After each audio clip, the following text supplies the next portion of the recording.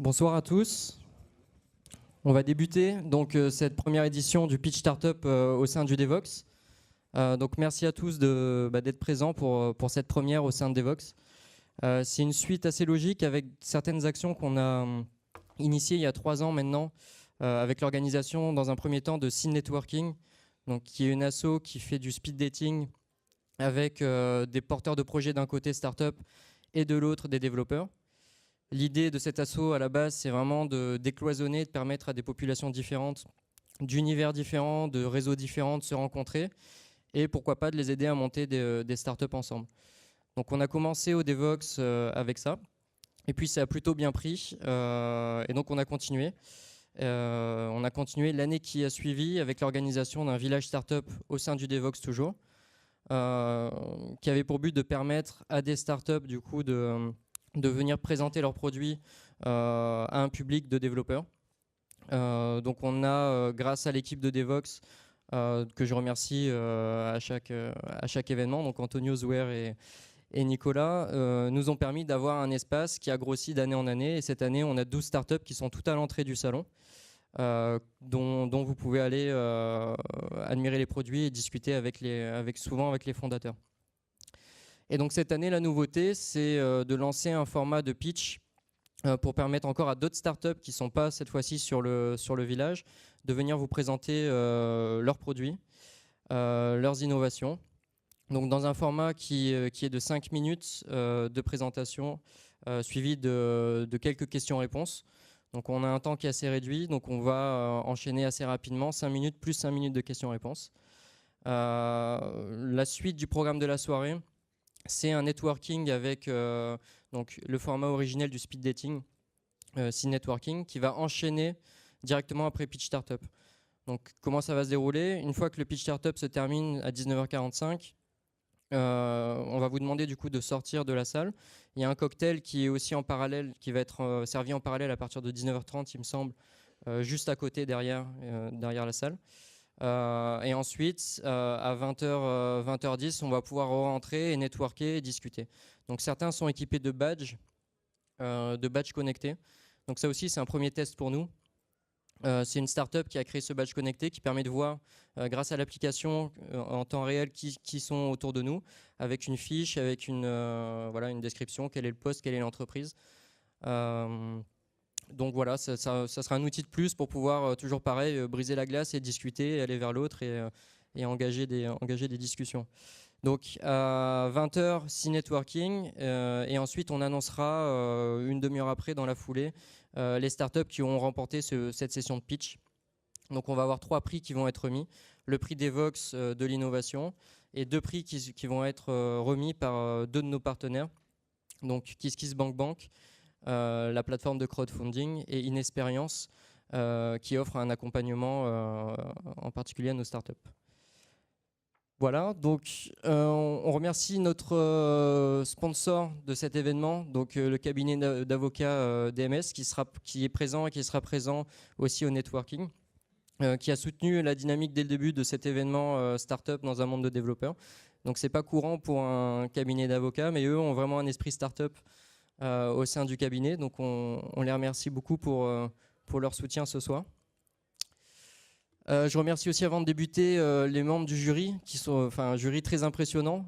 Donc Juliette n'est pas là, pour ceux qui ont eu affaire à elle pour l'organisation de l'événement, mais je la remercie aussi pour le beau travail qu'elle a fait pour réunir un jury aussi prestigieux, avec une composante technique qui est très intéressante. Et c'était le but dans le Devox, c'est de ne pas avoir un jury qui soit composé uniquement de CEO ou de personnes non techniques, mais d'avoir aussi des gens qui sont au contact quotidien de la technique, qui soient du coup les mains dans le cambouis, qui soient chefs de projet, qui soient vraiment développeurs ou à des postes plus élevés. C'était vraiment l'objectif et le but. Donc merci à vous encore une fois de venir passer un petit peu de votre temps avec nous pour cet événement. Et voilà du coup l'ensemble des partenaires pour cet événement. Donc je ne vais pas tous les citer, mais tous ont apporté leur soutien à l'événement, que ce soit par la remise de prix qui vont être offerts à la startup lauréate que par la mise à disposition de leurs services. Donc WithGeorge, c'est la plateforme qui fournit les badges connectés. Elixir, c'est une agence d'hôtesse qui nous a soutenus en nous offrant du coup 3 hôtesses pour gérer l'événement. Donc merci à eux. Et voilà. Donc les startups, aussi les logos des startups qui vont pitcher ce soir. Donc 7 startups vont vous présenter leurs produits. Voici leur logo. Et je vous laisse les découvrir directement. On va commencer par Blue Riot et on va enchaîner du coup par la suite. Merci à vous et bon pitch.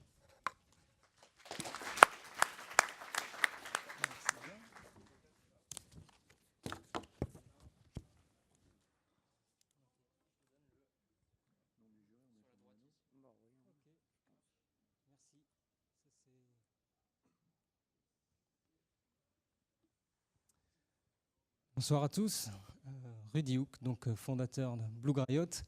On a créé Blue Riot pour essayer de faciliter, d'améliorer le quotidien des personnes.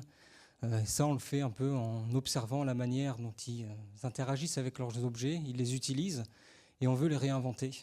En fait, on veut les réinventer avec des interfaces un peu plus subtiles et on met de l'intelligence dans ces objets, donc on crée des objets connectés. Aujourd'hui, je viens de vous parler d'un de ces objets en particulier qu'on a baptisé Compagnon 2.0. Alors là, je vois que mon temps de parole est compté, c'est un peu la mode en ce moment, donc je vais devoir vulgariser à l'extrême ce que fait ce produit. En fait, c'est une canne connectée qui est équipée d'un bouton SOS. Et à partir du moment où je vais me sentir en situation de détresse, on va dire, je vais pouvoir appuyer dessus. Et ça va envoyer un message avec mes coordonnées GPS à mon entourage pour qu'ils puissent éventuellement me venir en aide si ça ne se passe pas très bien pour moi. Alors, on l'a compris, ça c'est un objet connecté, mais qui a vocation des personnes âgées. Puisque ça s'inscrit complètement ici dans le thème de la Silver Economy. Et donc, quand on parle de la Silver Economy, et si je veux encore une fois le vulgariser ici, c'est soutenu par le ministère de la Santé et c'est comment on va encourager les innovations qui vont permettre au final de bien vieillir ou de mieux vieillir en tout cas. Alors il y a plein de thématiques dans la Silver Economy. La nôtre, celle qu'on a retenue, c'est le maintien à domicile. Et c'est un enjeu crucial parce que là j'ai mis un chiffre qui est déjà assez impressionnant. En France, on est déjà plus de 15 millions de personnes à être âgées de plus de 60 ans. Et en fait, on va très vite gonfler les chiffres parce que toute cette génération de baby-boomers qui vont devenir les papy et mamie-boomers, on arrive à 20 millions d'ici quelques années déjà. Donc c'est un enjeu crucial. Donc c'est bien de parler d'objets connectés, je reviens là-dessus parce que c'est le thème, et sont souvent destinés aux personnes qui connaissent les technologies, en fait aux jeunes générations. Donc là, on s'adresse à une cible très particulière, les personnes âgées. Donc à la genèse du projet, on est allé les rencontrer pour discuter un peu avec eux et voir comment ça se passait. Il se trouve qu'on s'est rendu compte qu'on était dans le vrai. Quand on sort de son domicile en étant une personne âgée, c'est une sensation de stress. Ça génère du stress en fait quand on doit sortir de domicile parce qu'on s'éloigne de sa zone de confort qui est chez soi, où on connaît ses objets, où on connaît son environnement et on connaît généralement son téléphone fixe qui est on va dire un lien direct avec son entourage. Et on va pouvoir parler aux personnes âgées des téléphones portables, puisque ça sert à ça en dehors du domicile. Mais alors, tous ne sont pas équipés, et puis on entend des remarques un peu courantes, comme j'ai peur qu'il n'y ait plus de batterie, ou je l'oublie régulièrement, ou simplement c'est trop compliqué à utiliser. J'entends encore ma grand-mère dire galérer pour déverrouiller un iPhone. C'est vrai que c'est pas simple en fait comme gestuelle. Et donc, tout ça pour dire qu'on est revenu riche de toutes ces retours d'expérience des personnes âgées. Et oui, j'allais dire, c'est pas la bonne vidéo. Et on a pu créer en fait cette canne. Donc, on a travaillé, on s'est dit déjà, le truc primordial, c'est juste inenvisageable de demander à une personne âgée de devoir recharger sa canne. Ça sort du commun, c'est juste impossible. Donc on a travaillé avec nos ingénieurs en micromécanique pour intégrer un système d'énergie harvesting qui fait qu'en appuyant simplement la canne sur le sol, à chaque fois, on va mettre en marche une génératrice qui va recharger la batterie, ce qui fait qu'elle est totalement autonome en énergie. Deuxième point super important, c'est qu'on voulait, on l'entendait, une interface simplissime, encore poussée à l'extrême. C'est-à-dire que cette canne, on ne peut pas l'allumer, l'éteindre, la recharger, il n'y a pas de port, il n'y a rien du tout, il n'y a qu'un seul bouton et on n'a qu'un message à faire passer. On se voyait mal donner une notice ou offrir une formation à une personne âgée pour utiliser sa canne. Donc c'est une seule action, un seul bouton. Et puis encore, il y a d'autres défis. On s'imaginait, aujourd'hui les objets connectés, on se dit, c'est souvent connecté à un smartphone, ici, qui fait le relais avec Internet. En fait, ici, la personne âgée, elle n'est pas équipée de ce smartphone forcément. Donc, on a mis de l'électronique qui est complètement autonome en communication. C'est comme s'il y avait une carte SIM en fait, à l'intérieur de cette canne, et elle communique directement avec les réseaux, ce qui permet de faire redescendre les messages d'alerte sur les portables de son entourage. Voilà. C'est bon, il reste 3 secondes, je crois. Donc. Et puis, je vous inviterai, ceux que ça intéresse, à venir découvrir d'un peu plus près la canne et d'en discuter. Merci.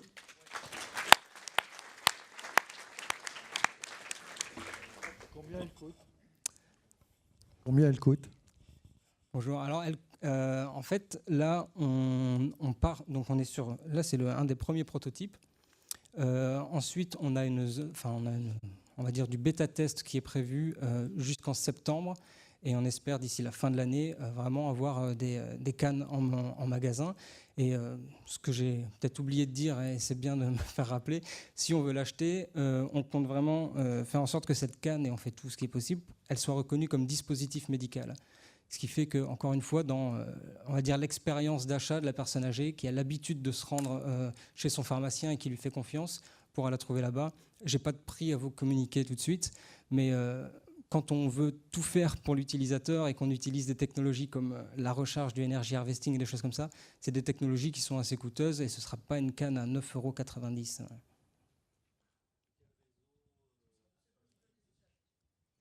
Et il y a 12 € et quelques remboursés par la sécurité sociale. C'est important. Et quels réseaux non filaires sont utilisés? Puisque quelqu'un qui est au fin fond du RER ou du métro, des fois, on n'a pas forcément la couverture. Ouais, exact. Le GSM en tout cas. C'est ça. Donc aujourd'hui, les prototypes ils fonctionnent sur le réseau Sigfox. Réseau non filaire déployé largement en France et en Europe. Il y a toujours, comme sur tous les réseaux, on est à 99, quelque chose de couverture, donc il y a toujours des zones blanches.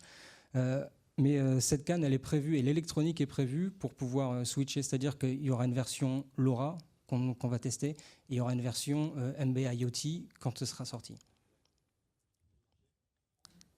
Alors du coup, on s'ouvre tout de suite à l'Europe là, avec Sigfox, puisque ce sera compatible partout en Europe. Et la Silver Economy, je parlais des chiffres français, mais en Europe, c'est une tendance qui est vérifiée partout, et essentiellement en Allemagne aussi, donc c'est un marché important. Ouais, j'avais une première question, c'était sur les réseaux de distribution, donc ça c'est au final vous y avez répondu avant que je la pose, c'est très bien. Deuxième question, c'était sur la personne qui va l'acheter, l'acquéreur de la canne. Est-ce que la personne âgée va pas avoir peur justement d'acheter un truc, même si c'est simplissime, au final ça reste un objet connecté, ça peut lui faire peur, ça va prendre feu ou je ne sais quoi. Ouais. Est-ce que du coup le destinataire c'est pas plutôt les enfants de cette personne âgée? Est-ce que c'est la personne âgée? Enfin c'est... Ouais, moi j'aime beaucoup l'approche parce que c'est une des idées qu'on met en place, c'est que moi le premier c'est le genre d'objet que j'ai envie d'acheter à ma grand-mère, et donc oui c'est mais ailleurs il y a aussi des personnes âgées qui sont très débrouillardes, et pour l'anecdote on en a parlé que dans les médias pour l'instant de celle-ci puisqu'elle n'est pas commercialisée, et j'ai déjà reçu des appels au bureau de personnes âgées qui souhaitaient l'acheter parce que elles avaient demandé, elles avaient ramené l'article de journal à leur pharmacien qui avait trouvé le numéro de téléphone de la société qui lui avait passé. Bref, donc elles se débrouillent aussi, mais les deux points de vue sont intéressants. Alors, les gens qui sont prévenus, c'est les gens qui sont abonnés à la canne. Donc, moi, je peux décider de m'abonner à la canne de ma grand-mère, mais mon frère certainement le fera aussi, ma sœur, j'imagine, et puis ma mère aussi, pourquoi pas. Donc, c'est vraiment les gens qui sont abonnés, mais le système, il peut aller beaucoup plus loin, puisque aujourd'hui, il y a des systèmes de téléassistance qui fonctionnent très bien, et donc on pourrait rendre la canne compatible. ce qui fait qu'on pourrait envoyer des secours ou en tout cas une surveillance. Est-ce qu'il y a un axe de développement en termes d'accès marché en B2B? C'est une bonne question. Non, je ne vois pas exactement. C'est-à-dire, si vous pouvez préciser. Je ne sais pas. On a évoqué donc les réseaux traditionnels via pharmacie. On parle des petits-enfants prescripteurs. J'ai l'impression qu'on est axé vraiment sur un mode de distribution B2C, alors que la Silver Economy, elle sonne quand même intuitivement B2B. Je voulais savoir si vous aviez raisonné sur des choses comme ça ou mis en place des choses comme ça. Alors, en fait, nous, on n'est pas donc à Blue Griot, on fait des objets connectés en termes généraux. On ne va pas devenir vendeur de cannes. Et donc, ce qu'on cherche aussi, c'est du partenariat, enfin, du licensing peut-être avec une marque qui saura certainement mieux répondre que moi à cette question. Du coup, dernière question, je pense. Dans ce cadre-là, vous me dites que vous faites plusieurs objets connectés. Est-ce que c'est toujours dans le cadre un peu médical ou est-ce que vous sortez de là et vous avez un portfolio plus large? Qu'est-ce que vous développez d'autre à part la canne? Aujourd'hui, c'est plus large parce qu'il y a des objets qui sont complètement dans le fun, qui n'ont pas vraiment d'utilité à parler. On a fait une chaussure dont on peut changer la couleur avec son smartphone. Donc, c'est un besoin pas essentiel, on va dire, mais de la même manière, il y a un marché et puis il y a du côté fun derrière. Mais dans ce domaine-là, oui, on pourra en discuter ensuite, mais dans le domaine de la santé, essentiellement, on est investi, on va se dire, pour améliorer le quotidien des gens avec des choses simples. Ah ouais, on est resté sur des normes en fait classiques de diamètre de canne, et donc on peut intégrer dans cette canne notre technologie sans problème. Ouais. Très bien, merci beaucoup. Je vous remercie. C'est toi qui as le...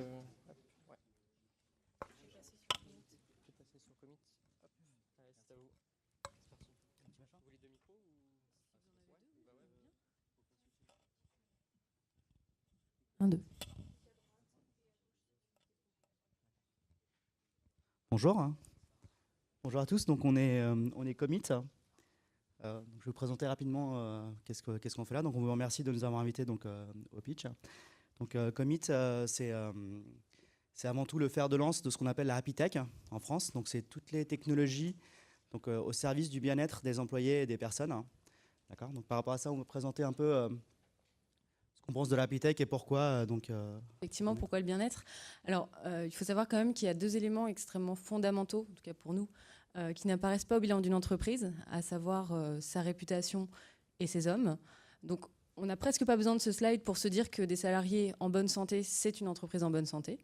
Et donc, une entreprise qui décide de s'investir sur le bien-être de ses collaborateurs, c'est une entreprise qui a pour nous tout compris, au sens où elle va contribuer à sa propre réussite, à sa propre performance. Alors, pourquoi on a cette conviction? Parce qu'on sait qu'un salarié heureux, ça va être un salarié qui sera plus engagé, motivé, qui fera preuve de plus de créativité, d'un comportement de coopération assez naturel. Et nous, c'est vrai qu'on souhaite, nous, Commit, travailler avec des entreprises qui vont s'engager dans des politiques en faveur du bien-être des salariés, et au-delà du Great Place to Work, qui est certes une tendance, une mode, pour nous, c'est un impératif moral et on a cette volonté d'insuffler cette culture du bien-être au sein des organisations.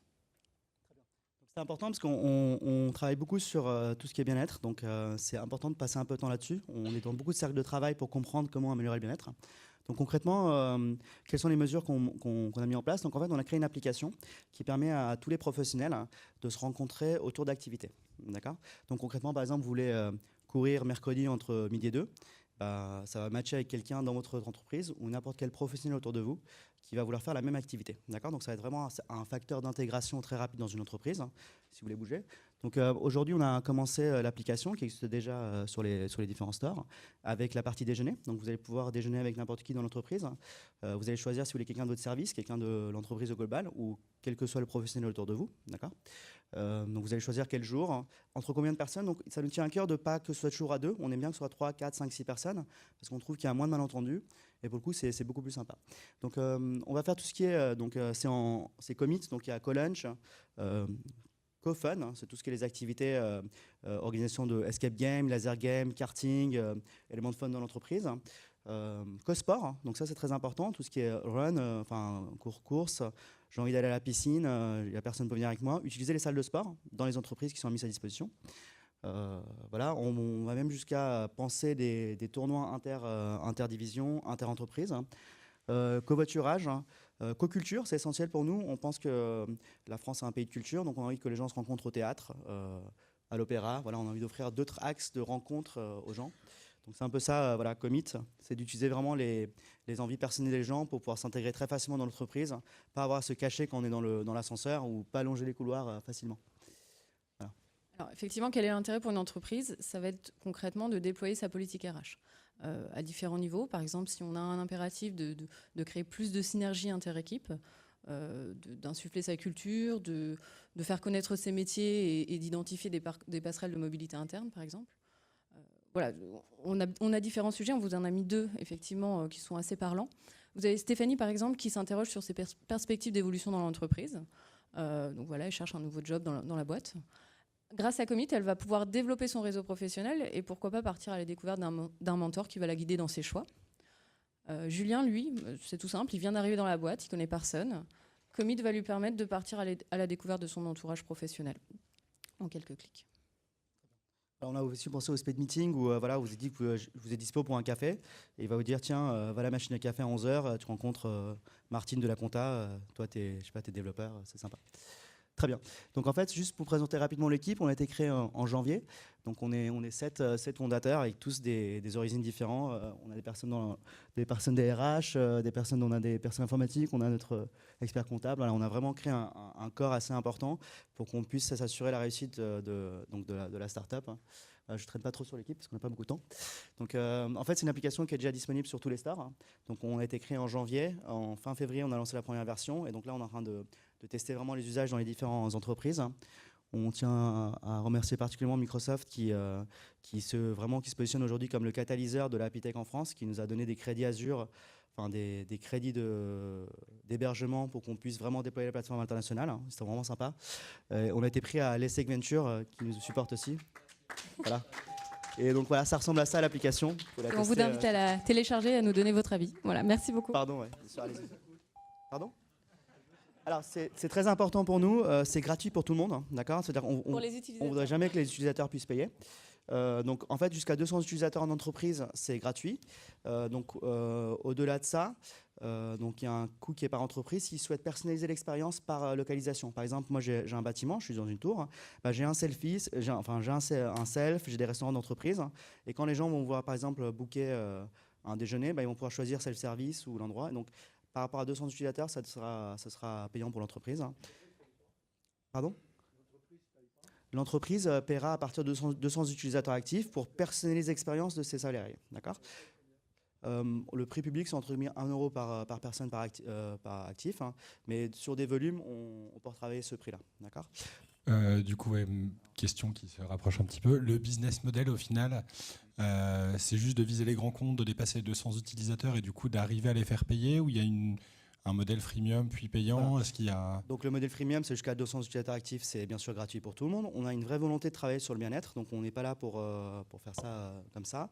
L'autre partie du modèle, c'est le B2C. Donc dès qu'on a un peu plus stabilisé, on va se lancer sur l'ensemble des personnes qui souhaitent faire des activités avec des professionnels autour. Pourquoi je dis tout le temps professionnel ? Parce que la charte professionnelle est importante pour nous.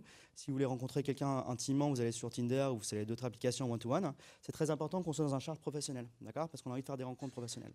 Et donc les affiliés sur lesquels on va travailler vont aussi nous rémunérer. Par exemple, vous avez envie de faire un escape game avec des professionnels autour de vous. Donc l'algorithme est très intelligent derrière vraiment de l'intelligence artificielle qui va vous matcher avec des personnes avec lesquelles vous avez plus d'affinité. D'accord ? Vous avez liké. Donc en fait, au fur et à mesure, vous allez donner vos profils sociaux. Vous allez l'autoriser à accéder à votre Twitter, à votre Facebook, à ce que vous faites, à votre LinkedIn, c'est très important pour nous. Et vous allez pouvoir, il va vous matcher avec les personnes avec qui vous avez d'affinité. Par exemple, vous voulez faire un escape game, nous on aimerait bien que si vous êtes 3-4 à faire ça, on puisse discuter avec l'affilié et que vous ayez des retours financiers qui soient moins chers pour vous d'aller dans un restaurant parce que vous allez avec nous, Et parce qu'on réserve aussi, l'affilié va nous donner avoir un abonnement chez nous. Est-ce que c'est clair maintenant? Comment on commercialise? Oui. Donc, Comment on commercialise? Donc déjà, pour les entreprises, bouche à oreille, c'est très important. Aujourd'hui, on a très peu de décideurs ou de personnes qui sont conscients du bien-être au travail qui ne mesurent pas l'intérêt de ce type d'outils. C'est-à-dire qu'on travaille vraiment avec des cercles, avec les ressources humaines, avec les directions générales et aussi avec les gens. C'est-à-dire qu'on a passé beaucoup de temps aujourd'hui à ce salon-là, même si ce n'est pas notre cible d'acheteurs, on va dire, à leur expliquer le concept et tout le monde trouve ça assez génial. Parce qu'en fait, ça arrive très souvent qu'on soit nouveau dans une entreprise et qu'on ne puisse pas... concrètement, voilà, on ne sait pas qui rencontrer, on ne sait pas quoi faire, donc bouche à oreille. Après, on a les axes professionnels. On a envie de travailler avec les sociétés de services, Accenture, Capgemini, CGI, qui ont beaucoup de turnover et qui sont présents dans toutes les entreprises.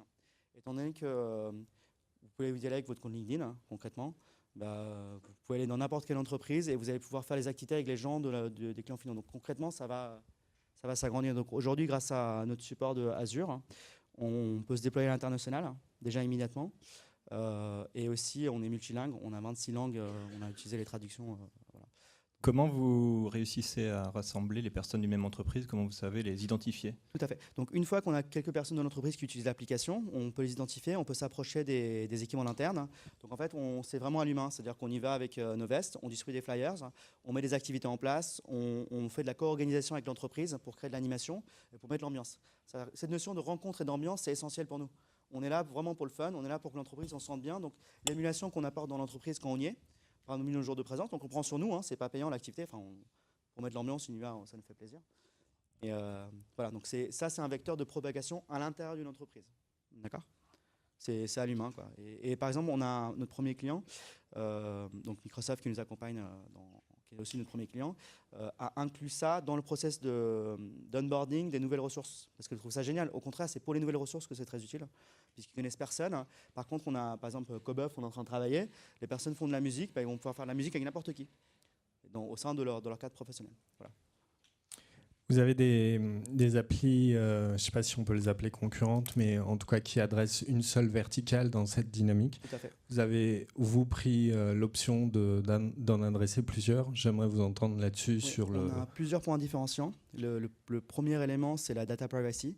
C'est-à-dire qu'on ne conserve aucune donnée chez nous. C'est très important. On peut présenter carrément notre modèle derrière. En fait, toutes les données sont embarquées dans la demande et pas du tout chez nous. Donc ça, c'est une différence majeure.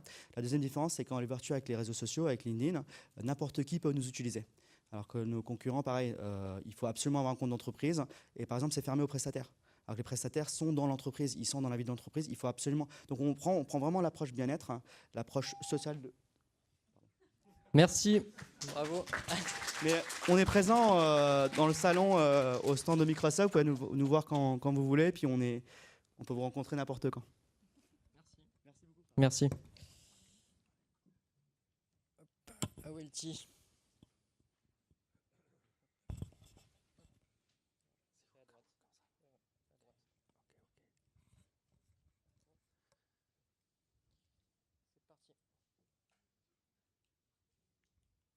Ça y est. Alors bonjour, moi je m'appelle Arnaud et je suis fan de poules et de nouvelles technologies. Donc je viens vous présenter un poulailler connecté et un poulailler nouvelle génération. À Awelty, la société qui porte ce projet, on est des spécialistes du web, on va dire, depuis un peu plus de 15 ans. On développe des applis web. Et puis, depuis quelques années, on travaille, on va dire, on fait des POC dans l'IoT. Et puis, une dernière chose, c'est qu'on passe un peu notre temps, et beaucoup de temps, même à brainstormer sur des sujets qui sont rigolos ou moins rigolos. Et là, on s'amusait à réfléchir sur ce que c'était qu'un poulailler, le poulailler de demain. Et puis on a continué à fouiller sur cette partie qui avait l'air amusante et on s'est rendu compte qu'en fait le marché autour de ça était assez énorme. Si on prend le marché de l'œuf par exemple, c'est 450 millions d'euros par an en France et c'est plus de 13 milliards d'euros dans le monde. Et puis on a continué à fouiller là-dedans et puis on s'est rendu compte que ces plein de millions dont je viens de parler, ils sont faits dans des conditions assez catastrophiques. Globalement, on a une industrie et l'industrie de l'œuf, et ça fait beaucoup de l'actualité ces derniers temps. Nous on dit qu'elle marche sur la tête, en fait ça délire complètement et c'est plutôt une horreur. Et en fait c'est ça. Alors ça, c'est une image où vous n'avez pas spécialement envie de la voir, moi non plus, sauf que c'est la réalité. 70% des poules aujourd'hui, les œufs que vous mangez, vivent dans des conditions absolument lamentables. Et encore, quand je dis vivent, c'est-à-dire en gros durent 1 an, 0 lumière pendant ces 1 an-là, et sont broyés à la fin en farine animale. Je passe plein de trucs affreux entre deux. Et puis si on fouille un petit peu dans l'alimentation, en fait, c'est assez général. Finalement, oui, ils délirent, mais ils délirent pas plus que le reste. L'industrie délire sur tous les sujets dès qu'on parle de bouffe. Et du coup, ça permet d'avoir des prix qui sont super compétitifs. C'est pas cher de manger, mais on mange. Enfin, clairement, c'est crado, quoi. Et du coup, personne n'a de problème de jeter 1/3 de la production mondiale alimentaire à la poubelle. 30% de la production, poubelle. Donc maintenant, on fait quoi de ça et comment on réagit? En fait, la bonne nouvelle, c'est que c'est déjà en route. Il y a un certain nombre de villes et de villages dans le monde qui ont pris la décision de travailler dans une direction de transition, c'est-à-dire de changer de système. Vous avez par exemple Paris qui a mis en place un programme là, tout récemment d'agriculture urbaine. Comment nourrir les habitants des grandes villes de façon qualitative et en circuit court?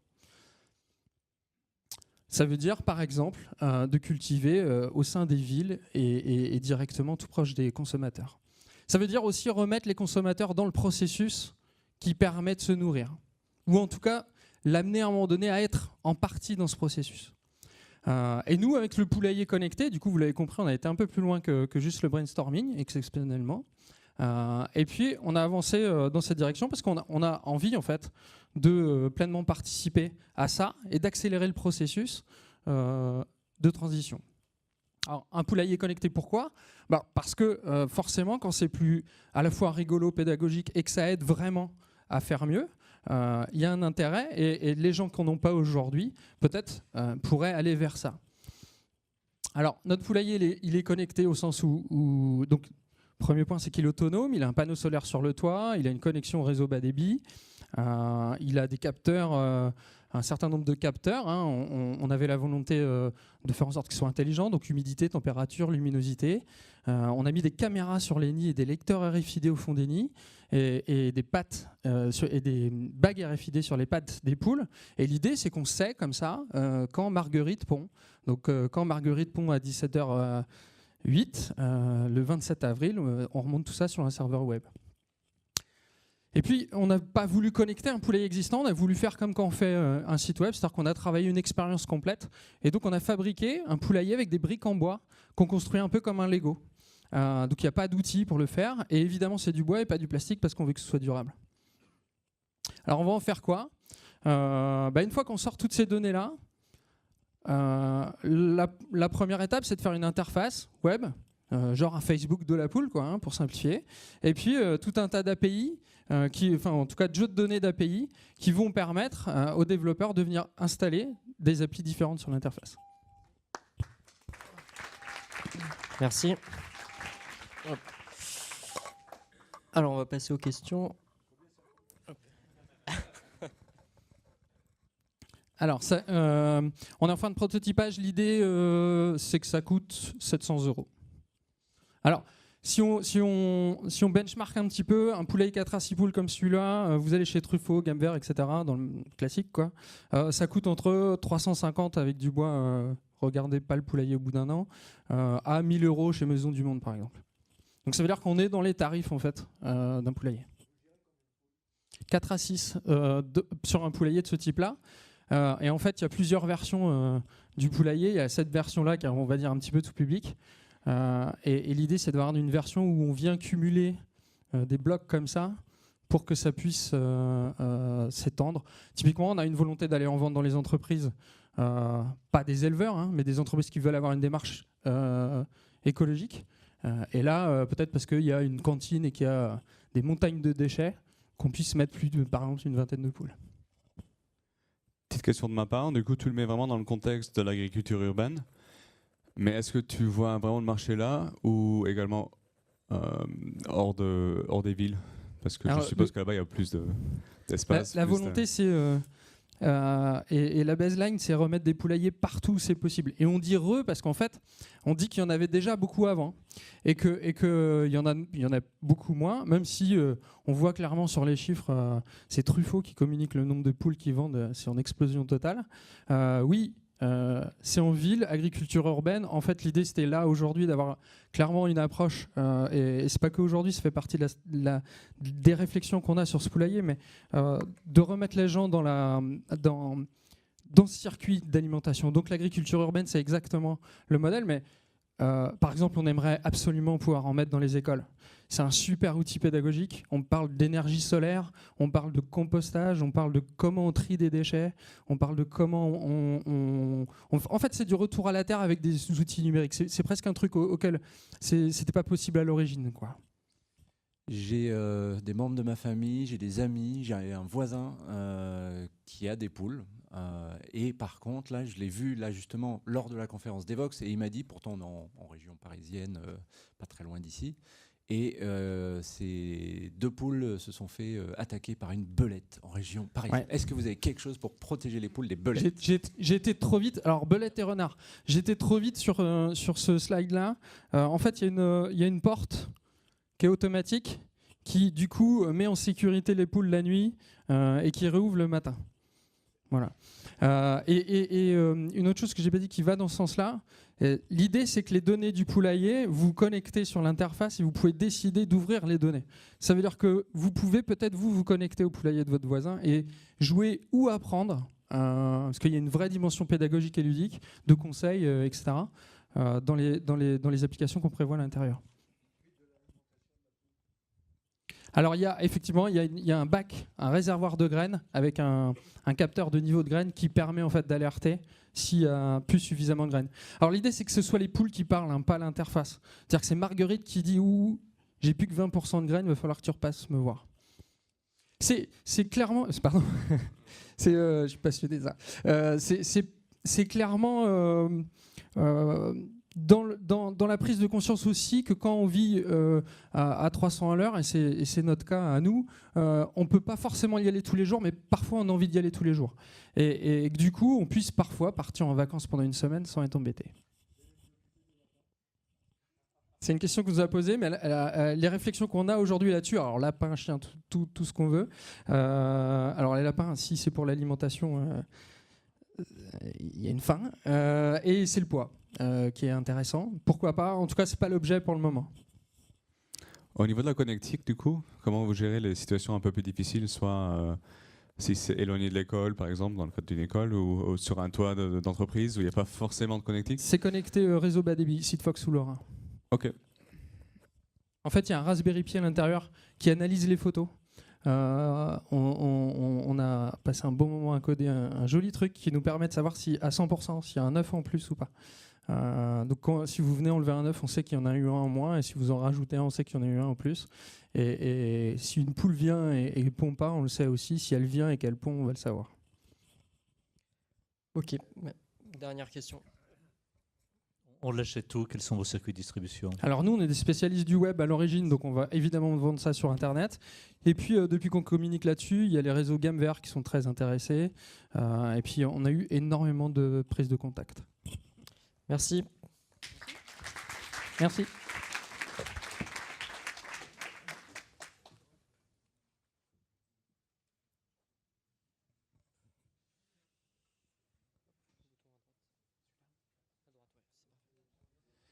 Bonjour, donc je vous présente Smartable, qui est une plateforme de logement connecté dédiée à la construction immobilière. Donc, nos compatriotes s'intéressent de plus en plus à la maison intelligente, Smart Home en anglais, et pourtant il y a moins de 1% de logements en France qui sont équipés d'une solution complète de logement connecté. Pourquoi? Parce que l'offre actuelle est insuffisante et insatisfaisante, structurée autour de 2 catégories d'acteurs. Les leaders de l'électrique, donc les équipementiers électriques, comme Legrand, qui ont des offres qui sont peu numériques, qui sont propriétaires et qui sont peu innovantes. Et puis d'autre côté, tout le secteur foisonnant de l'IoT, dont nous voyons quelques exemples ce soir, qui est très fragmenté, notamment par l'absence de standards et la fragmentation des protocoles de communication et des apps. Donc face à ça, SmartApp apporte une réponse en offrant une plateforme de services et de produits qui s'intègre directement à la construction immobilière et est au service des acteurs de l'immobilier, c'est-à-dire les promoteurs immobiliers et les bailleurs sociaux. Les bailleurs sociaux, c'est les sociétés qui exploitent notamment les HLM en France.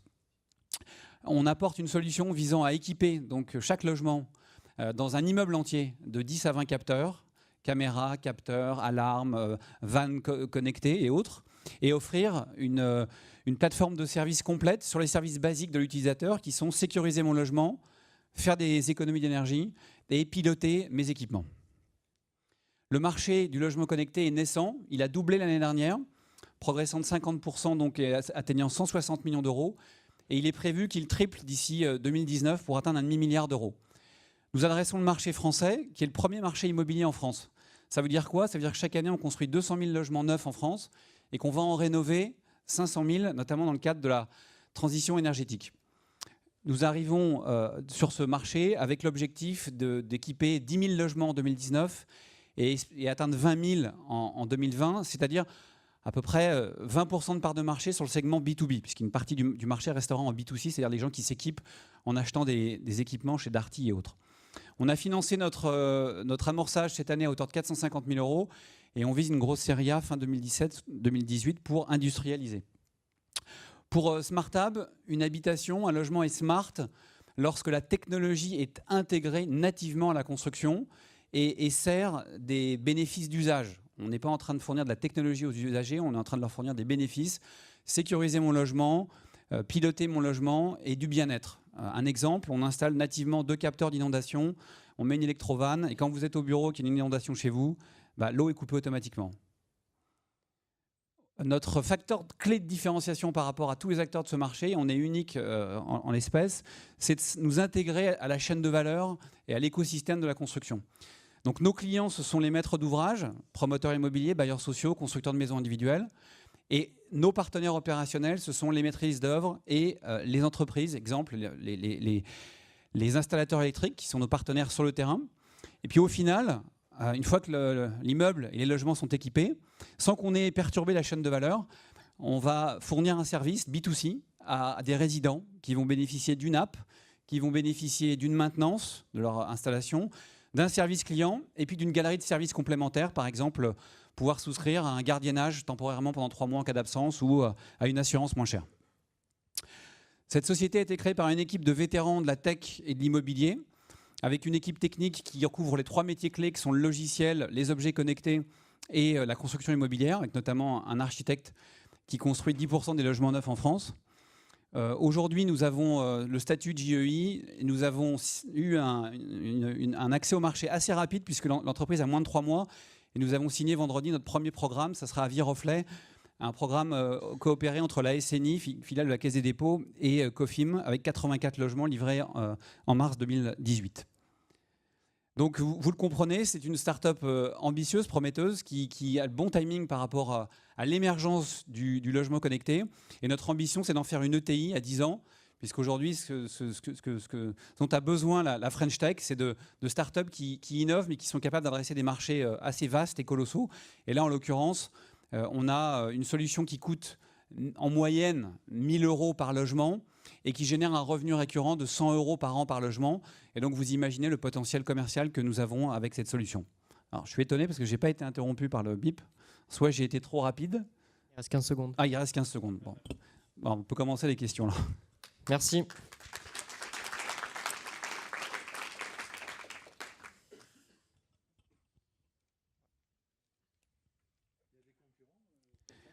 Alors, est-ce qu'il y a des concurrents? Il n'y a pas de concurrents directs en France. Aujourd'hui, par exemple, un promoteur qui voudrait, j'étais cet après-midi chez Vinci Immobilier, qui a un projet pilote similaire, il va prendre un bout d'app chez un fournisseur d'app, genre La Poste, le hub numérique, il va prendre un bout d'équipement chez Somfy ou Legrand, et il va lui-même devoir faire sa sauce pour intégrer tout ça. Il y a quelques concurrents uniquement sur d'autres marchés, aux États-Unis, dans Côte Ouest et Miami, et en Chine, autour de Shenzhen et Hong Kong. On sait que le secteur dans lequel vous êtes est confronté à une peur, c'est le piratage informatique. C'est un segment clé. Vous avez vu, on a 150 000 euros de R&D. C'est la moitié de notre R&D. Et c'est aussi une chance parce que avant de mettre un Amazon Alexa ou un Google Home chez vous, posez-vous la question de savoir qui va vous écouter. Ici, on va répondre aux exigences les plus élevées de la CNIL. On aura une anonymisation et nos projets de recherche, c'est comment on peut arriver à sécuriser ces IoT qui aujourd'hui sont livrés de Chine sans qu'on puisse même mettre à jour le mot de passe. Nous, on va quasiment réinitialiser tous les objets connectés qu'on va installer pour qu'on puisse mettre à jour les clés de sécurité, changer les mots de passe s'il le faut, et puis détecter les infiltrations, les intrusions avec des systèmes statistiques. Si vous avez un capteur qui est censé communiquer une fois toutes les 20 minutes et que vous voyez qu'il est en train d'émettre toutes les 30 secondes, il y a suspicion, donc peut-être qu'il faut le bloquer et l'isoler. Alors, on va, dans chaque immeuble, on va équiper en fait des gateways qui sont un réseau maillé, donc pour les rendre redondantes, qui sont encore une fois inspirées des Raspberry Pi, mais qui vont être miniaturisées. Et elles vont parler tous les protocoles, puisqu'aujourd'hui on a une problématique, c'est qu'il y a les objets connectés, il y en a qui parlent Zigbee, d'autres Z-Wave, d'autres Bluetooth. Donc ces objets-là, ces gateways vont parler toutes les langues. Après, la remontée d'informations, on l'a fait de deux façons.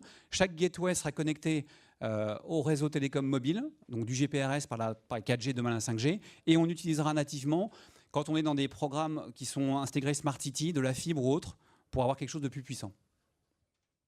Autre question, du coup, est-ce que vous allez assurer la maintenance de ces capteurs pendant 10-20 ans? Et surtout, est-ce que vous avez aussi une stratégie de mise à jour de ces capteurs et de ce que vous proposez dans chaque bâtiment, dans chaque logement? C'est exactement ça. L'idée, c'est de vraiment prendre le contre-pied de la domotique avec des équipements qui se mettent à jour, qu'on peut mettre à jour à distance. Vous avez vu, l'un de nos actionnaires est la société Voltalis. C'est une société qui aujourd'hui a équipé 80 000 foyers avec des boîtiers qui permettent de faire de l'effacement électrique. Ces 80 000 boîtiers aujourd'hui sont mis à jour dans un bureau à la Défense. Donc on est dans cette logique-là. Et évidemment, l'idée, c'est que derrière, on ait des revenus de maintenance. Et donc, ces revenus de maintenance permettent de changer le matériel quand il est obsolète et d'assurer une bonne qualité de service et de support. On a parlé tout à l'heure des personnes âgées. On pense qu'avoir une hotline accessible toute la semaine, c'est quelque chose qui est indispensable si on veut que le smart home réussisse dans ce pays. Revenu de maintenance, comme je le disais, c'est un revenu qui va être de l'ordre de 70 à 150 € par an par logement, et qui va être subdivisé en deux, une partie socle, maintenance technique pure, qu'on va faire passer dans les charges de copropriété. Donc on va offrir les 2 premières années, il y aura un vote en Assemblée Générale ensuite, et une partie qui sera à la carte sur l'app, où les utilisateurs pourront souscrire à un service pour être utilisateur de l'app, comme aujourd'hui, si vous allez dans une boutique Orange, je sais que un membre du jury travaille chez Orange, vous pouvez souscrire à Home Live, je crois que c'est 29 € par mois, et vous avez des options supplémentaires pour avoir plus de services, par exemple des packs seniors. Et est-ce qu'on peut étendre, imaginons un habitant d'un de ces immeubles souhaite rajouter ou interfacer ses propres connecteurs et objets connectés, comment ça se passe? C'est une des features qu'on veut développer. Aujourd'hui, quand vous rentrez dans un bâtiment et que vous voulez connecter votre Wi-Fi avec votre mobile, il le reconnaît puis il vous dit OK. Aujourd'hui, si vous voulez combiner une caméra Piper avec un capteur Fibaro de Home Live, essayez d'y passer un week-end, vous n'y arriverez pas. Donc l'idée là, c'est de se dire qu'on va référencer des solutions Home Live de concurrents ou de partenaires qui fonctionnent, et on va faire en sorte que pour l'utilisateur, ça soit plug and play. Ça puisse, vous allez rajouter un objet, vous pouvez même, et après vous allez pouvoir faire des scénarios, c'est-à-dire vous allez rajouter un autre capteur, vous allez pouvoir l'interfacer avec le réseau existant. On n'a pas de visée internationale à court terme parce que le marché français, comme je l'ai dit, est le premier marché immobilier européen. Il y a fort à faire. Mais il y a des marchés où il y a des segments premium qui pourraient être rapidement adressés, qui sont l'Angleterre, l'Europe méditerranéenne et puis les Émirats. Après, je pense que sur la Chine, l'Allemagne et les États-Unis, on a des écosystèmes avec beaucoup de concurrents. Donc on va éviter d'y aller tout de suite.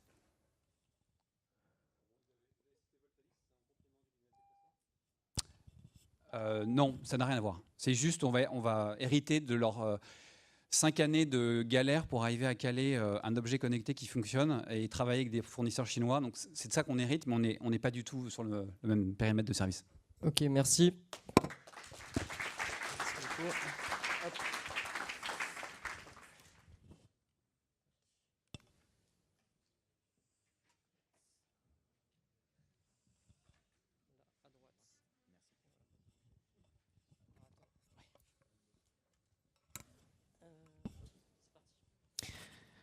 Bonsoir à tous, je suis Mathieu, le président de Comet.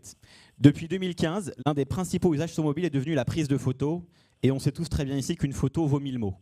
Mais ça génère aussi quelques problèmes. Chez Comet, on est une équipe d'amis, de potes. On passe beaucoup de temps ensemble, on partage des passions communes, mais aussi des problèmes communs. Par exemple, Aurélien, notre CTO, adore organiser des soirées. Il prend beaucoup de photos, c'est d'ailleurs le seul photographe de notre groupe, mais on n'arrive jamais à récupérer les photos une fois qu'on rentre chez nous après la soirée avec lui. Et si on réfléchit bien, c'est à chaque fois le même problème. Après des mariages, après des soirées entre amis, après des voyages, on ne récupère jamais les photos prises par les autres. Autre problème, Florent, notre lead web développeur, qui lui passe tous les matins 10 à 15 minutes à supprimer les photos de son téléphone qui sont floues, mal cadrées, les photos en double, en triple, en quadruple, parce qu'en fait, il n'a plus de place sur son téléphone pour en prendre des nouvelles. Et moi, en ce qui me concerne, je pense que j'ai 3000 photos de ma petite fille de 2 ans et demi. Je ne sais juste pas quelle photo regarder et où regarder parce que j'en ai trop. Et du coup, j'en fais absolument rien. Et donc, ces problèmes, on a décidé de les résoudre avec une équipe de 8 talents, parce qu'après 3 aventures entrepreneuriales ensemble et un petit peu plus de 7 ans à travailler ensemble, on en avait marre de ne pas pouvoir gérer facilement nos photos sur mobile. Nous venons donc de lancer Comet, qui est la première application photo grand public dotée d'une intelligence artificielle qui vous aide à gérer les photos de votre smartphone pour vous et avec vous en respectant votre vie privée. En fait, imaginez une application photo classique, mais avec un super design, une expérience utilisateur irréprochable et surtout une intelligence artificielle qui est là pour vous aider quand il y en a besoin. En fait, nous avons baptisé notre AI Navi. Navi détecte les photos similaires, les photos floues, les photos en triple, en quadruple, choisit la meilleure et vous permet de supprimer toutes celles qui ne servent à rien rapidement. Notre IA Navi détecte quand vous participez à un événement et regroupe vos photos, crée un album collaboratif et peut même s'occuper d'aller récupérer les photos de vos proches à la manière d'un chatbot en discutant par texto avec vos proches. Notre IA Navi détecte aussi les photos d'intérêt de votre téléphone, les photos avec des enfants, avec des sourires d'il y a 3 mois, 6 mois, 1 an, 2 ans, et vous les remontre parce qu'en fait, vous ne les avez jamais réellement revus. En fait, imaginez une application qui est la réelle alternative à Google Photos ou à l'application photo de chez Apple. Alors, comment est-ce qu'on gagne de l'argent? Grande question. Et je vais vous dire combien ça coûte aussi. Alors, nous avons 3 moyens de gagner aujourd'hui de l'argent. Premier moyen, Comet for Business, donc B2B. En fait, nous proposons aux organisateurs d'événements une solution qui leur permet de regrouper des photos pendant les événements qu'ils organisent via une technologie d'album collaboratif. Nous avons déjà des clients comme Roland Garros, Coca, Schneider Electric, Orange et bien d'autres. Deuxième volet, aujourd'hui notre techno intéresse des constructeurs de smartphones qui sont prêts à nous payer une licence par device pour intégrer notre technologie de sélection de la meilleure photo parmi 4 photos similaires. Je vous dirai, remarquez, on parlera des prix après. Dernier volet, le B2C. En gros, l'application est gratuite pour n'importe qui ici, mais vous avez des achats intégrés qui vous permettent d'imprimer des photos, par exemple. C'est notre partenaire Cheers qui imprime les photos, qui les livre chez vous, et nous prenons une commission sur les photos. Et d'autres achats intégrés à venir très prochainement. La presse tech, la presse économique adore parler de nous, on a de la chance. J'étais encore dernièrement, il n'y a pas longtemps, sur une grande chaîne d'information pour parler de la V2 de Comet qu'on vient de lancer récemment et parler de la levée de fonds. Gros écran, écoutez-moi plutôt, parce qu'il y a beaucoup à lire, mais concrètement, en un peu plus d'1 an, on a accompli quelques milestones assez intéressantes. Nous avons intégré l'accélérateur d'Orange dans la saison 4. Nous avons levé des fonds, nous avons signé 2 partenariats très puissants avec Orange. Pour faire très simple, nous avons intégré une partie de la techno d'Orange dans l'application Comet et en échange, Orange communique sur nous auprès de sa base client et on y va progressivement et on a le potentiel d'aller toucher une grosse partie de la base client d'Orange. Nous avons eu des premiers clients B2B, je vous le disais, et d'autres ont suivi. Nous avons recruté une commerciale qui s'occupe aujourd'hui d'aller voir toutes les grandes entreprises et les moins grandes pour proposer notre solution d'employee engagement. Nous sommes lauréats Scientipol, nous sommes lauréats BPI. Et nous venons de lancer la V2 de Comet, là au mois de janvier 2017, et depuis, tous les signaux sont au vert. Donc nous sommes arrivés numéro 2 sur Product Hunt, nous avons été repérés par des très gros et beaux fonds américains avec qui nous discutons aujourd'hui. Nous avons des sociétés qui nous regardent de près pour parler d'acquisition. Et puis surtout, en fait, nous avons été contactés par Apple et par Google qui proposent de nous featurer prochainement sur leur store pour proposer Comet à au plus de users possible sur mobile. Nous avons des métriques qui sont bien plus intéressantes que ça aujourd'hui. Et puis donc nous sommes en train de clôturer quasiment notre deuxième levée de fonds de 600 000 €. On a aujourd'hui sécurisé un peu plus de 525 000 €. Donc petite parenthèse, si parmi vous il y a des gens qui ça intéresse, venez me voir, on pourra en discuter avec plaisir. Et puis donc nos métriques commencent, je vous le disais, à être intéressants. Je pense que vous l'avez compris, Comet est un projet très ambitieux. Merci de votre écoute. Merci.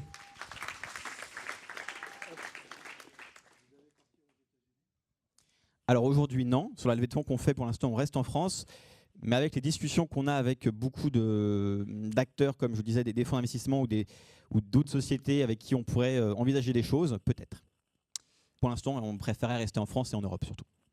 J'ai l'impression quand même que ça ressemble beaucoup à tout ce que fait Google Photos en fait. Et du coup, c'est quoi le plus, les moins, la différenciation à part le business model? Alors, déjà, premièrement, il y a un vrai sujet aujourd'hui autour de tout ce qui est privacy. Et nous, aujourd'hui, on a conçu Comet comme une app qui a vraiment une approche de privacy by design. C'est-à-dire qu'on n'analyse pas vos photos. En fait, aujourd'hui, vous prenez Google Photos, qui est un super produit, il n'y a pas de problème. Toutes vos photos sont inspirées sur le cloud. Et puis derrière, tout est analysé, traité. On sait très bien que vos données ne sont plus vraiment à vous, même si elles ne fuitent pas. Non, mais elles ne fuitent pas auprès du grand public. Ça gêne beaucoup de personnes. Donc déjà, par là, nous, toute la partie IA tourne sur le téléphone et pas en remote sur des serveurs. Première différenciation. Deuxième différenciation, tout ce qui est UX, UI, on essaie de proposer une expérience différente. Et au niveau de l'expérience, justement, on a une IA qui est conversationnelle. C'est-à-dire que notre IA dialogue avec vous. Va vous dire, tiens, hier soir, vous étiez à une soirée, vous avez pris 40 photos, il y en a 30 qui ne servent à rien, venez, on les supprime. C'est une IA qui va vous dire, vous étiez à un mariage il y a une semaine, on a pris 30 photos, vous étiez a priori avec 5 personnes qui ont Comet, je vous ai créé l'album, voulez-vous que je les récupère pour vous ou allez-vous les récupérer? Ce genre de choses. Donc une IA qui est plus un assistant finalement qu'une app intelligente.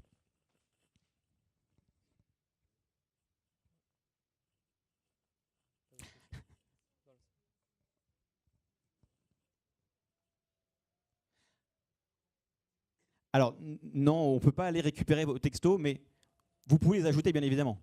Si, par exemple, vous avez WhatsApp sur votre téléphone, ce qui est probable, les photos de WhatsApp peuvent aller automatiquement se sauvegarder chez vous. Et donc, du coup, vous pouvez les récupérer pour les mettre dans des albums Comet ou dans votre galerie Comet.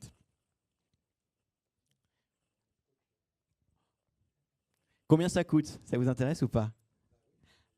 On allait y venir. Alors, donc sur la partie Comet for Business, donc la partie événementielle, on propose des solutions. En fait, on est en train de SaaSiser notre modèle. Et aujourd'hui, on propose une offre de base à 249 € pour des hôpitaux qui organisent des journées des enfants, pour des zoos, pour des écoles, pour des petites PME, des petites startups qui veulent une solution. En fait, ils veulent toute l'offre de base, parce que gratuitement, aujourd'hui, vous pouvez utiliser Comet à 10, 100, 300 000 personnes. Mais si vous voulez modérer vos événements, modérer les photos, les commentaires, avoir des stats, télécharger toutes les photos de votre album, faut que vous achetiez en fait l'accès au back-office qui vous permet de le faire. Donc 249 €, ça va jusqu'à 2000 € pour l'offre Comet Premium. Et après, on a une partie marque blanche. Par exemple, Roland Garros, on leur a vendu en marque blanche notre solution. Et là, aujourd'hui, on est sur des propositions commerciales avec des Ubisoft et autres à 40 000 €. Par événement. Et après, évidemment, on fait du sur-mesure aussi. Petite parenthèse là-dessus, je pense que vous l'avez compris. Sur la partie Comet Premium, quand on travaille avec un Schneider Electric, par exemple, qui a pris notre solution pour un événement de 12 000 personnes, au-delà de nous ramener effectivement du cash, ça nous fait aussi un moyen de distribution et ça nous fait acquérir des utilisateurs. C'est quoi l'intérêt pour un utilisateur à un événement d'utiliser Comet, sauf pour récupérer des photos? Est-ce que lui, il a un incentive pour lui-même prendre des photos avec Comet? Ouais, bonne question. Alors aujourd'hui, non, l'idée c'est de récupérer les photos. Ce qu'on est en train de mettre en place, c'est des systèmes qui permettront de faire gagner des choses. Par exemple, vous êtes à Roland Garros, vous assistez au match, vous prenez des photos. Et là, l'idée, si votre photo est la plus likée, par exemple, elle est affichée entre un changement de terrain sur le grand écran. Vous pouvez gagner des consommations dans un bar. On peut imaginer beaucoup de façons d'incentiver. Ça n'a pas été trop demandé aujourd'hui par nos clients, à vrai dire. Mais si demain ça arrive, on le mettra en place parce qu'on y a déjà un peu pensé aussi. Comment vous faites pour avoir une suppression de doublons qui soit pertinente Alors, et de plus en plus pertinente? Bien sûr. Écoutez, nous on fait travailler deux modèles de deep learning sur nos serveurs qui sont, pour tout vous dire, qui sont bons mais qui ne sont pas encore parfaits, puisque là, elle a seulement 4 mois aujourd'hui. Donc, elle est encore en train de s'améliorer. Mais aujourd'hui, justement, notre IA s'améliore non-stop. Et donc, il y a plein de critères que je peux vous révéler, d'autres que je ne peux pas vous révéler. Mais on regarde concrètement les caractéristiques techniques d'une photo.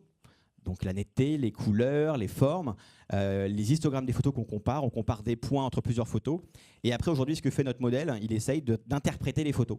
Et c'est ce qui est compliqué à faire, trouver les photos où il y a des sourires, trouver des photos où finalement il y a un peu de flou, mais il y a un très beau net, un visage par exemple.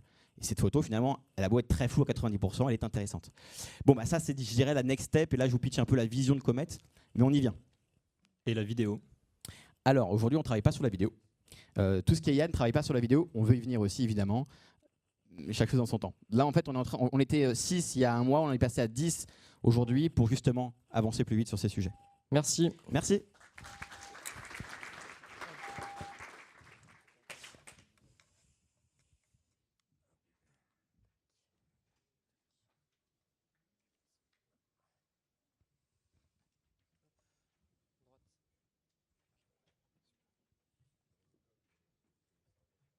Bonsoir à tous, je m'appelle Tom, je suis le fondateur d'une société qui s'appelle Vcult. Chez Vcult, on développe des expériences de web 3D et de réalité virtuelle, principalement sur le web, ce qu'on appelle web VR, au service des marques pour les aider à optimiser leur storytelling ou à optimiser leur performance commerciale. On parle de là d'outils d'aide à la vente ou d'outils d'aide à la décision pour ces différents partenaires que nous avons aujourd'hui.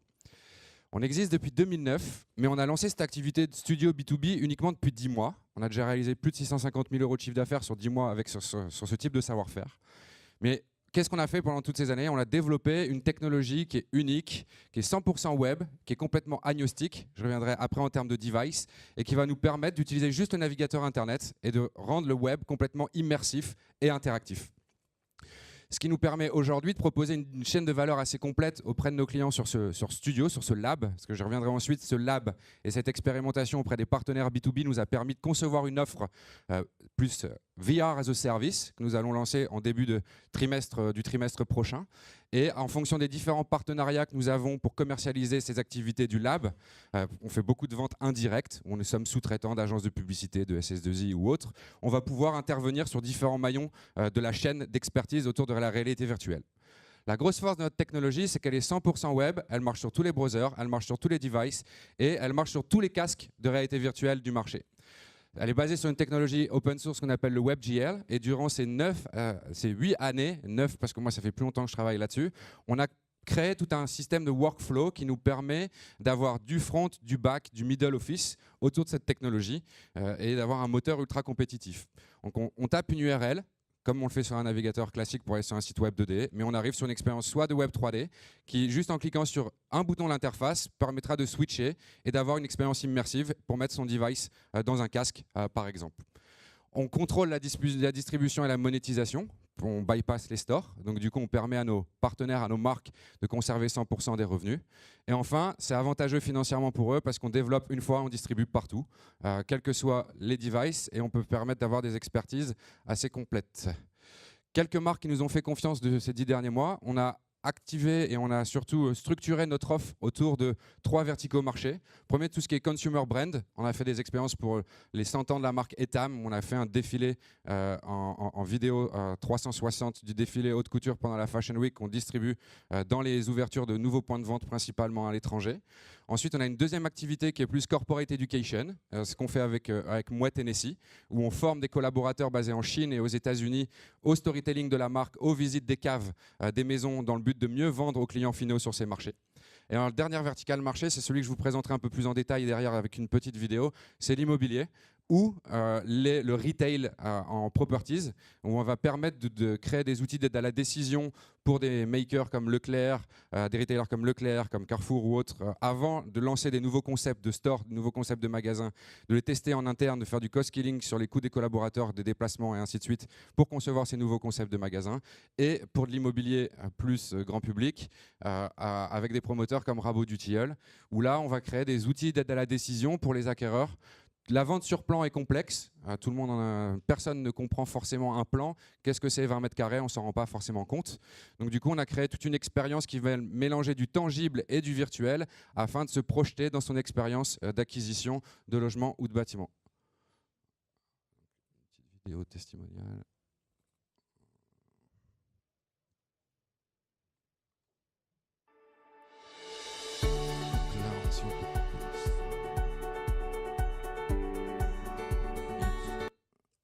Donc là, c'est une expérience qui a été mise en place in-store. La volonté qu'on a quand on pense une expérience, c'est qu'elle soit web to store et store to web à chaque fois.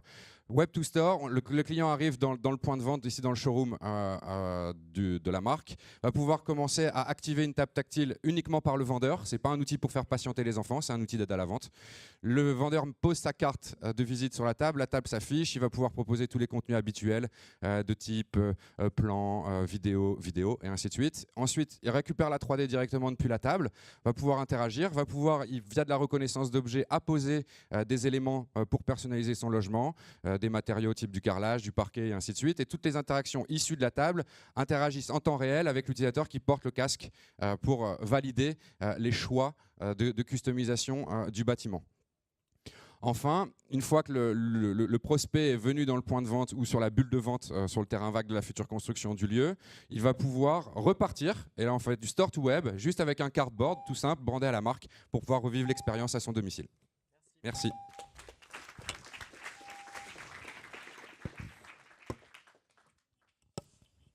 Alors, question. Alors, sur l'activité lab, aujourd'hui, on fonctionne comme un studio ou une agence, donc c'est plutôt des coûts sur mesure. Le panier moyen aujourd'hui, il est de 50 000 € des prestations qu'on livre auprès de nos clients. Sur la plateforme VR as a Service qu'on va lancer en début d'année, qui permettra à n'importe quelle agence, studio, annonceur, freelance de créer des expériences ou particulier de créer des XP. On est sur un modèle SaaS basique avec une offre gratuite, limitée en termes de data uploadable sur la plateforme, jusqu'à une offre professionnelle qui sera à 500 € par mois et avec une offre en finale sur mesure pour les très gros consommateurs de contenu. Oui, gratuitement, il y a des offres basiques freemium.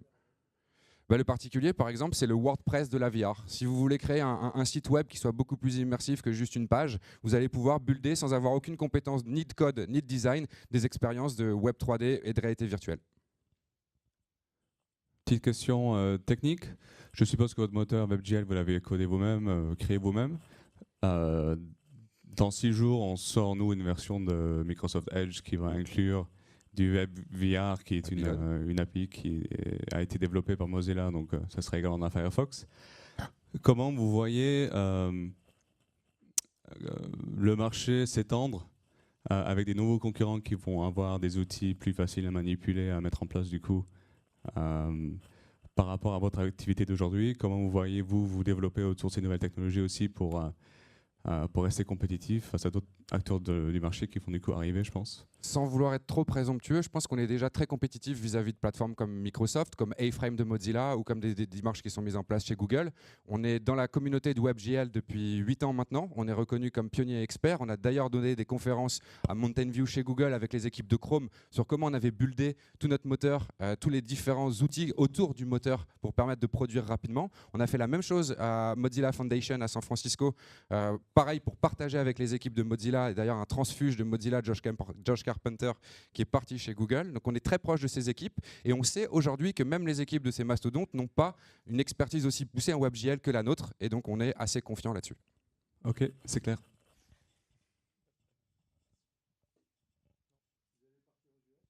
On a déjà un bureau à San Francisco depuis 2 ans. On a déjà levé 2,5 millions d'euros, ce que je n'ai pas dit.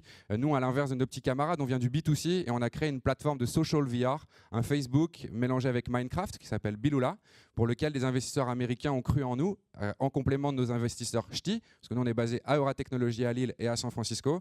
On a déjà levé 2,5 millions d'euros. On a l'office à San Francisco depuis 2 ans. On était, donc c'est la famille Draper qui a investi de l'argent chez nous et on était dans l'accélérateur de la famille Draper qui s'appelle Boost VC, qui est uniquement dédié à la blockchain et à la VR.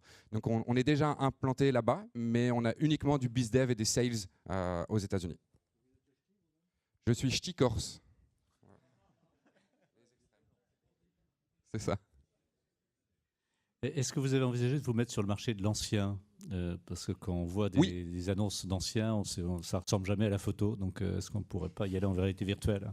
Ce produit SaaS permet, notre technologie, notre moteur rend de la 3D, de la photo et de la vidéo 360.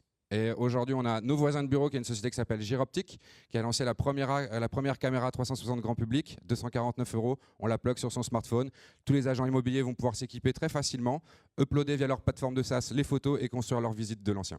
Et on a un autre projet de R&D qui est basé sur du scanner 3D.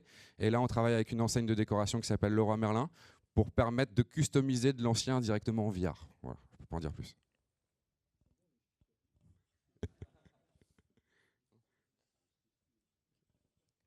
Pas d'autres questions, il reste 1 minute. Est-ce qu'il y a une question dans la salle? Non. Ok, bon, merci beaucoup.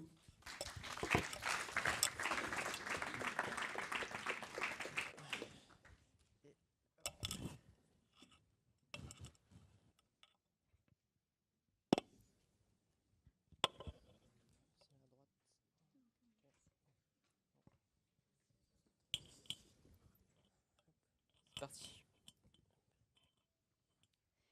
Donc, bonjour, je suis Coralie Fayot, chargée de communication chez Nodon. Savez-vous combien de consommateurs délaissent leurs objets connectés car ils doivent les contrôler avec leur smartphone ? Malheureusement, beaucoup trop. En fait, en créant New, un bouton connecté en Bluetooth au smartphone, nous sommes partis d'un constat simple. Les personnes qui achètent des objets connectés veulent simplifier leurs usages et veulent gagner du temps. Donc, par exemple, quand ils vont acheter des ampoules connectées, ils vont vouloir les piloter comme n'importe quelle autre lampe avec un bouton connecté. New est plus qu'un simple bouton. En fait, New, c'est une mini télécommande universelle qui permet de piloter son smartphone et de lancer des actions à distance sans avoir à le manipuler.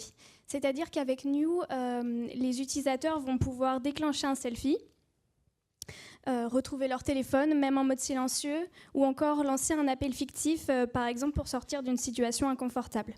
Mais au-delà de ces actions locales du smartphone, ils vont pouvoir en fait programmer plus de 350 actions au sein de l'application New, qui est disponible gratuitement sur iOS et Android. Et très prochainement, ils vont pouvoir contrôler la musique de leur smartphone, donc c'est-à-dire n'importe quel streamer de musique, que ce soit Spotify, Deezer, iTunes, le streamer de leur téléphone. Et ils pourront également piloter leur lampe connectée Philips Hue. Alors New en fait fonctionne sur un appui simple, un appui double ou un appui long. L'utilisateur peut ainsi personnaliser les actions et donc vraiment personnaliser New en fonction de ses usages au quotidien. Il y a également une interface IFTTT qui permet de programmer des actions sur son smartphone, que ce soit des services ou des objets connectés. Jusqu'à 350 actions sont disponibles. Donc en fait, la force de New, c'est que chacun peut se retrouver dans les multiples possibilités d'usage qu'il peut offrir. Et le petit bouton, bien sûr, est étanche et magnétique, et il fonctionne avec une pile qui a une autonomie de plus d'1 an. Donc, au-delà de ce constat, nous nous rendons compte en fait qu'avec le smartphone, on perd beaucoup de temps à ouvrir des applications pour commander à manger, pour appeler un call center si on est en situation de problème, par exemple. Et les consommateurs, en fait, en ont marre de perdre du temps à utiliser leur smartphone, à naviguer au sein de leurs applications, à passer des appels. Donc, en fait, New, c'est un nouveau concept, c'est l'application physique, que ce soit pour des applications Smart Home, pour émettre un signal d'assistance ou tout simplement passer un appel, plus besoin de naviguer au sein de l'application, l'utilisateur aura juste à cliquer sur son New. Donc ça permet en fait de redonner le pouvoir à l'utilisateur, de simplifier l'expérience client et donc la relation client.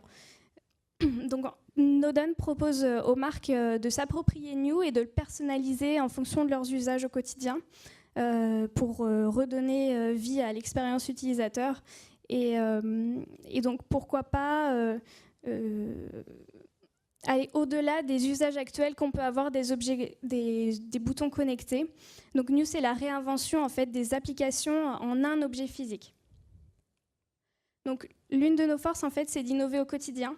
Notre objectif, c'est de rendre New compatible avec un maximum de fonctions smartphone et d'objets connectés pour que chacun puisse l'utiliser selon ses usages au quotidien.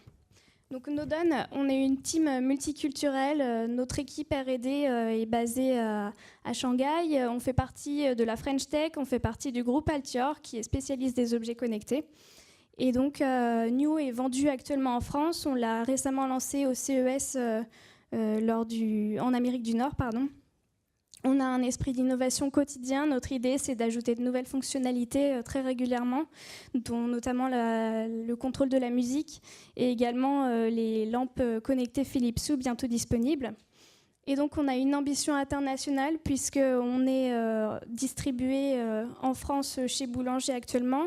On cherche à se développer chez des distributeurs spécialisés comme la Fnac, Darty, Leek, mais également avec des distributeurs en Amérique du Nord ou en Chine. Et on souhaite en fait vraiment rendre New accessible à tous. Donc pour que tout le monde puisse profiter du potentiel de tous ces objets connectés et de son smartphone au quotidien en toute simplicité rapidement, c'est possible maintenant grâce à New. Il suffit juste de personnaliser les actions et de cliquer sur le bouton. Donc New, en fait, c'est la réinvention des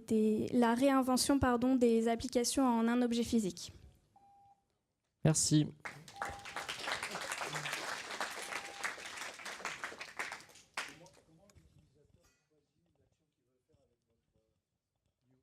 Alors en fait, l'utilisateur doit télécharger l'application qui est disponible gratuitement sur iOS et Android. Et une fois l'application téléchargée, il peut choisir les actions qu'il va donner à son New, donc que ce soit des actions locales sur son smartphone, comme la prise de selfie, contrôle de la musique, etc. Il y a 3 types d'appuis, appui simple, appui double et appui long. Et donc les actions sont personnalisables à l'infini. Ça permet également de contrôler ces objets connectés et les services connectés au travers de IFTTT. Combien de boutons je peux connecter à un téléphone? Alors aujourd'hui, un seul bouton est connectable au téléphone. Par contre, la fonctionnalité Multinew sera prochainement disponible. Ça fait partie des choses qu'on souhaite développer. Et deuxième question, je pense qu'on se pose régulièrement, c'est quoi le prix? Alors New est disponible au prix de 29,90 €. 29,90 € sur Amazon et actuellement chez Boulanger. Et on espère très prochainement chez Fnac, Darty. Oui, tout à fait. C'est pour ça que en fait, New, on le propose aussi aux marques qui souhaitent le personnaliser à leur image. Donc, on propose le produit en marque blanche. Tout à fait. Comment? Oui, oui, oui. Alors, si j'ai bien compris, on peut connecter un seul New à un seul téléphone et un New à 3 actions. Donc, c'est ça, hein, 3 actions. Donc aujourd'hui, avec un New, je peux faire uniquement 3 actions que je peux changer au fur et à mesure, mais je peux interagir avec imaginons un objet connecté du coup qui a plus que 3 actions. Je pourrais en faire que 3 avec le New. On est d'accord? Oui, tout à fait. Ok. Oui, oui. Merci.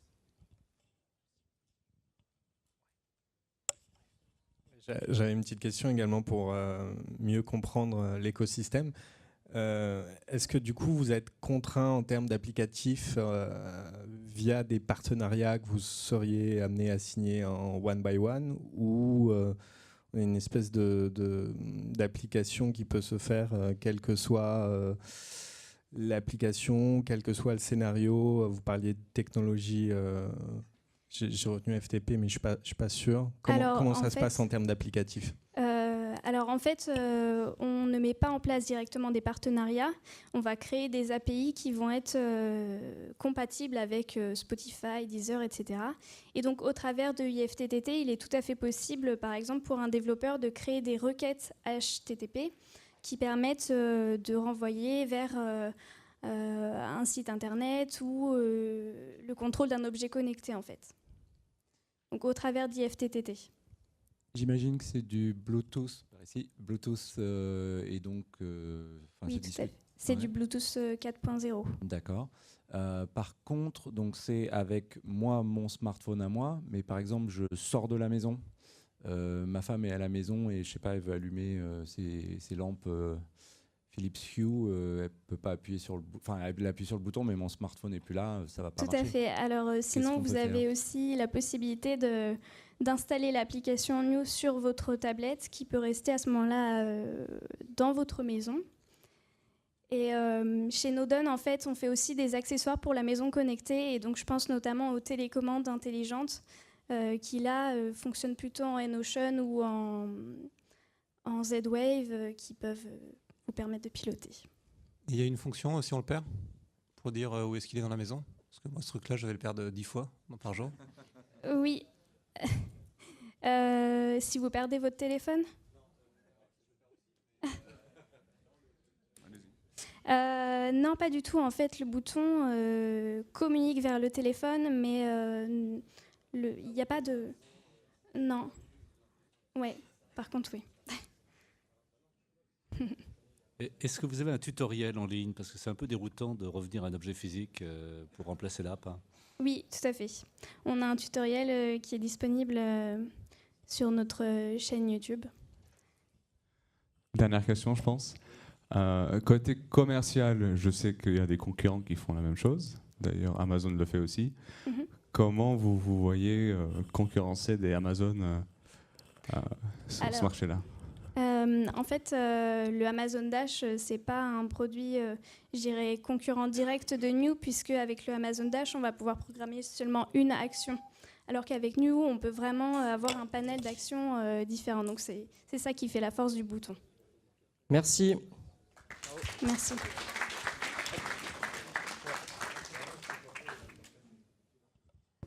Alors, merci à tous et oh là, c'est bon. Un grand merci aux startups pour ces pitchs motivants, inspirants. C'était vraiment un plaisir d'écouter tout ce que vous faites et vos beaux produits. J'ai oublié 2 choses en intro et je vais me faire taper les doigts par mon associé Quentin si je le dis pas. Donc je me suis même pas présenté. Donc moi je suis Romain Dossé, je suis cofondateur de Warren Walter.